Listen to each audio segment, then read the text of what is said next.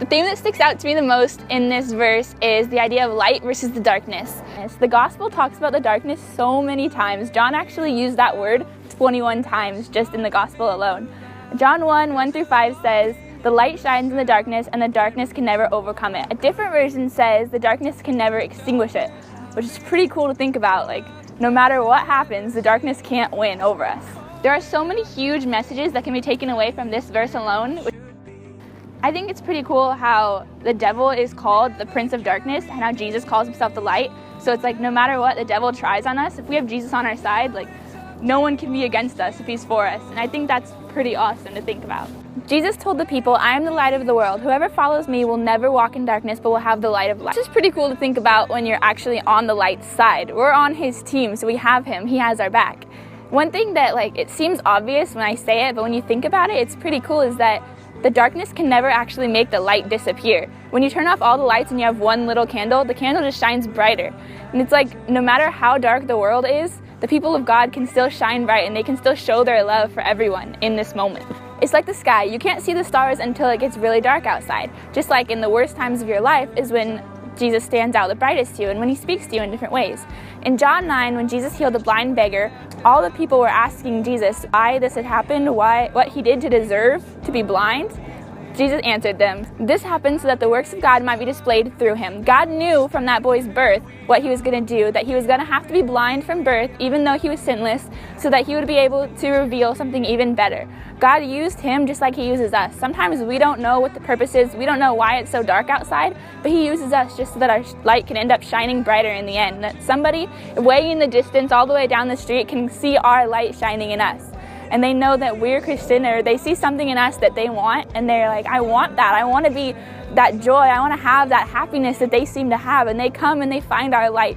And it's like when we light a candle and we just hold that candle out, and then they're on fire for God. And then we start this huge revolution for the Lord because all of us are on fire. And right as Jesus went to heal the man, he told all the people, "As long as it is day, I am here to do the works of him who sent me. As long as I am in the world, I am the light of the world."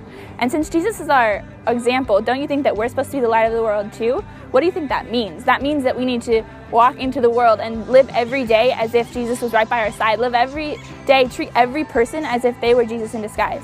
John said that he himself was not the light. He was simply a witness of the light. And that's who we are called to be. We're called to be ambassadors of the light, showing people what the light really is, pointing them back to the light in everything that we do. In Matthew, when it talks about being the light of the world, it says to put that light on stand for all to see, and it gives light to every person in the house. In the same way, let your light shine before others, so they may see your good deeds and glorify the Father in heaven. We are called to be a light in these dark, dark times. We are called to act in such a way that everyone that sees us will want what we have. Like a forest fire, once God sets our heart ablaze with a fiery passion for him, everyone we come in contact to will be touched by it. But every fire starts with one single flame. We have to be willing to go into this world and live recklessly abandoned for him. We have to be willing to go crazy for him, doing things that no one has ever seen before. We have to be willing to be courageous and bold and to do things that might scare us. One song says, "Carry your candle and run into the darkness. Seek out the helpless, confused, and torn, and hold out your candle for all to see. Take your candle and go light your world." I think that it's not just a coincidence that right after the light of the world parable, the very next chapter is labeled giving to the needy. We have this light inside of us for a reason. We are made to share this light with those who need it the most. The light inside of us is like a beacon of hope that nobody can see unless we show it to them.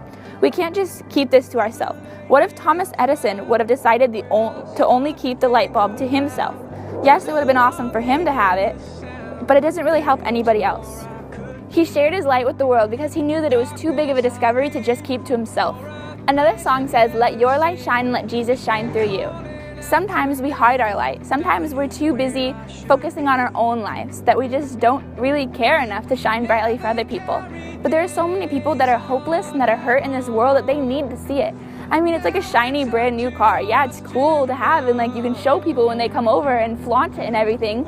But what good is it to just be living in your garage and nobody seeing it? What's the point of it if you can't go put it into action and show it to everybody you know? Like, what's the point of just having this car or having this light inside of us that we just hold and keep to ourselves? There's really no point in it. And the light was given to us for a purpose. God called us to go out to the nations and to go out to around the world or around our corner. God called us to do this for a reason. This is so pointless. Cars are meant to be driven, and this love that God gave us was meant to be shared.